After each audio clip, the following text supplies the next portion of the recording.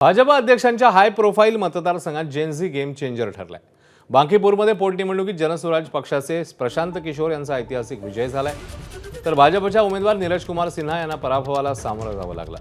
भारतीय जनता पक्षाचे राष्ट्रीय अध्यक्ष नितीन नवीन राज्यसभेवर आल्यावर त्यांच्या विधानसभा मतदारसंघात प्रशांत किशोर यांच्या पक्षाने जोरदार लढत दिली। गेल्या वर्षी झालेल्या बिहार विधानसभा निवडणुकीत प्रशांत किशोर यांच्या पक्षाला भोपळाही फोडता आलेला नव्हता, मात्र आता भाजपच्या अभेद्य किल्ल्याला प्रशांत किशोर यांनी भगदाड पाडलाय।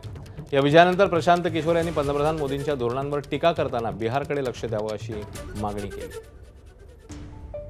की जनता ने बड़ा स्पष्ट ये अपनी ओर से और बिहार के लोगों की ओर से ये मत दिया है कि भाजपा के केंद्रीय नेतृत्व को ये सोचना चाहिए, विचार करना चाहिए और बिहार के हित में, बिहार के बच्चों के हित में, बिहार में एक अच्छे व्यक्ति को, चरित्रवान और काबिल व्यक्ति को बिहार की कमान सौंपनी चाहिए।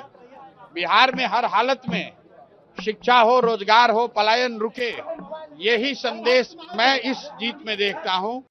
बिहार के लोग मोदी जी से, अमित शाह जी से, भाजपा के नेतृत्व से ये अपेक्षा रखते हैं कि आपको, एनडीए को, भाजपा को जो इतनी बड़ी जीत नवंबर में दी गई है, उसके बाद आपकी ये जिम्मेवारी है कि बिहार में ध्वस्त हुई शिक्षा व्यवस्था को सुधारा जाए, बिहार के बच्चों के लिए रोजगार हो और हम लोग के बच्चों को 10-15 हजार रुपए के रोजी रोजगार के लिए बाहर ना जाना पड़े।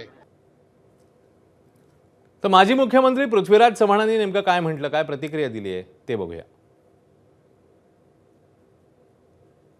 मला वाटतं लोकशाहीच्या दृष्टीने अत्यंत महत्त्वाचा निकाल आहे।